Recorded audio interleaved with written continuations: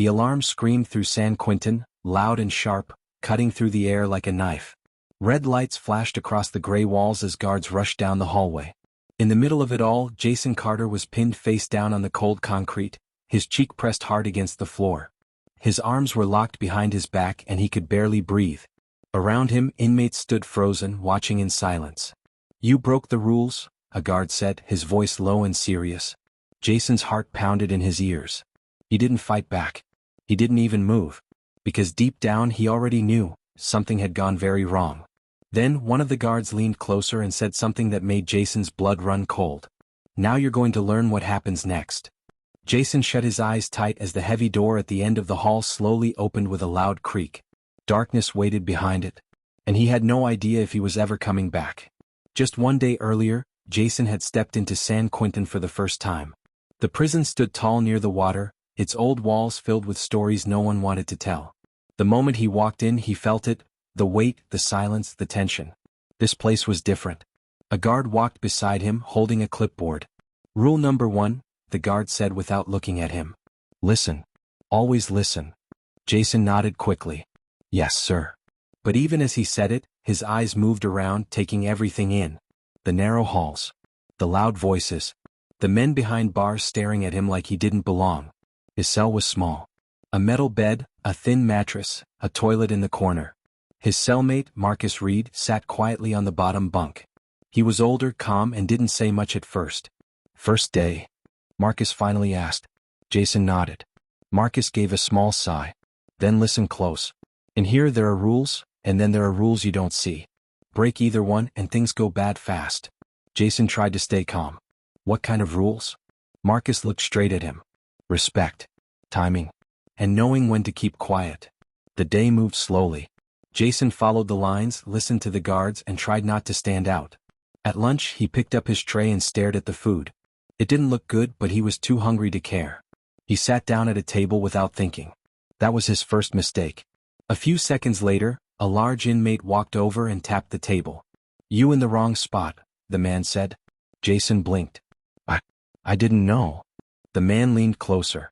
"Now you do." Jason quickly grabbed his tray and moved. His face burned with embarrassment, but Marcus just shook his head when Jason sat down next to him. "You got lucky," Marcus said. "Next time it won't be that easy." The rest of the day felt like walking on thin ice. Jason watched everything. How people talked. Where they sat. When they moved. It felt like a game with rules no one fully explained. Later, during work duty, Jason was assigned to help clean a hallway. A guard gave simple instructions. "Stay in this section. Don't wander. Finish your job." Jason nodded again. At first everything was fine.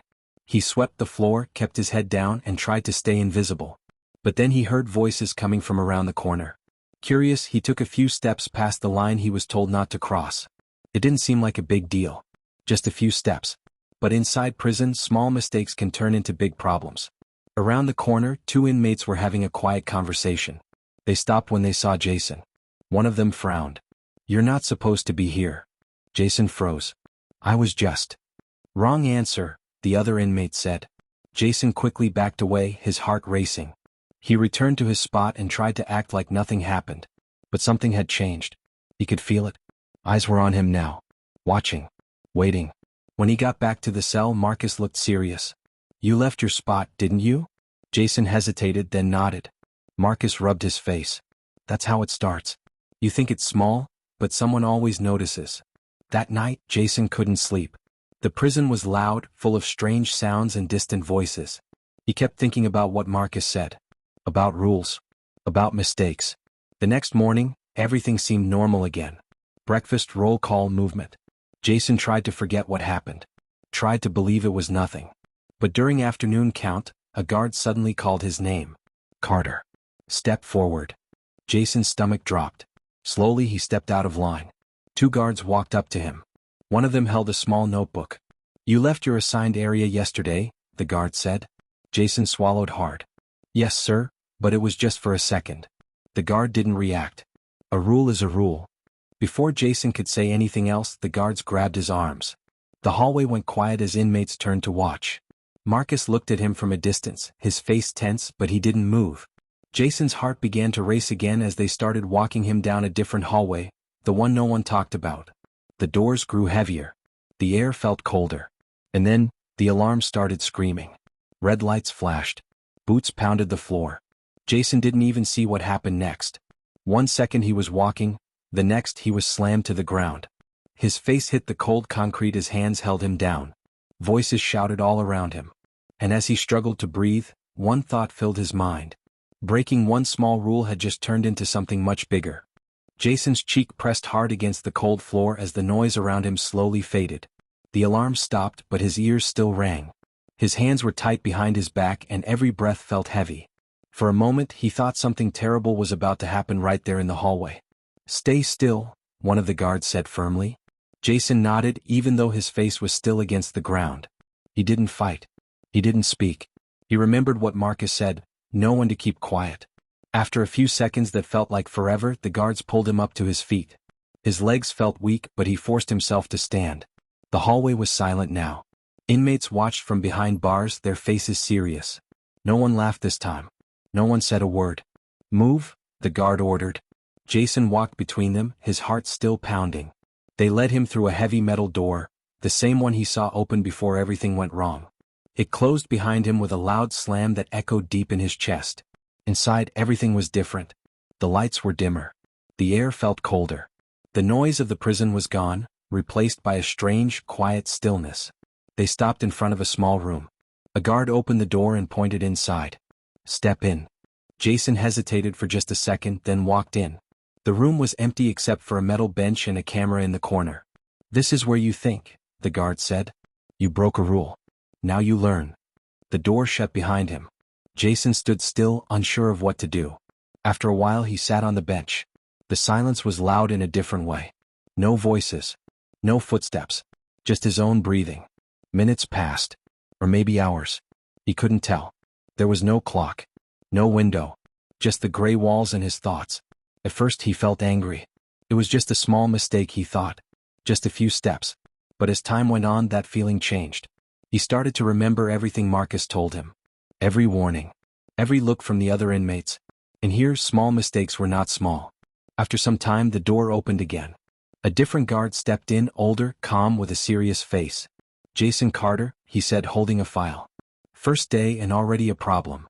Jason stood up quickly. "I didn't mean to cause trouble, sir." The guard studied him for a moment. "Most don't. But this place doesn't care what you mean. It only cares what you do." Jason lowered his head. "You left your assigned area," the guard continued. "That may not seem like much outside.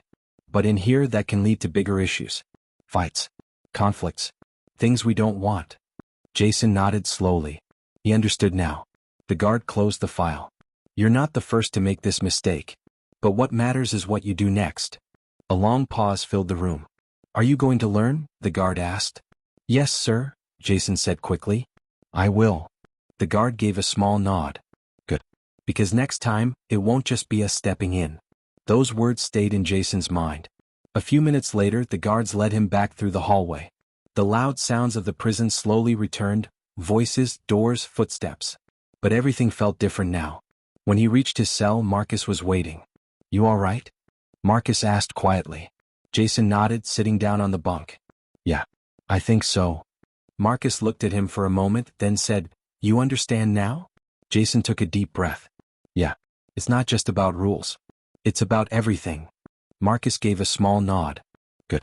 That's how you make it through." The rest of the day passed slowly. Jason stayed quiet, followed every instruction, and paid attention to every detail. He didn't rush. He didn't look around too much. He just moved carefully, like every step mattered. Because now he knew it did. That night, as the lights went out, the prison didn't feel as confusing as before. It still felt dangerous. Still felt heavy. But now, Jason understood something important. San Quentin wasn't just a place with walls and guards. It was a place with rules, seen and unseen. And breaking them even once could change everything. Jason lay on his bunk, staring at the ceiling, thinking about how close he came to something worse. He remembered the alarm, the cold floor, the dark room. All of it started with just a few steps in the wrong direction. He closed his eyes slowly, taking a deep breath. Tomorrow would be another test. But this time he would be ready.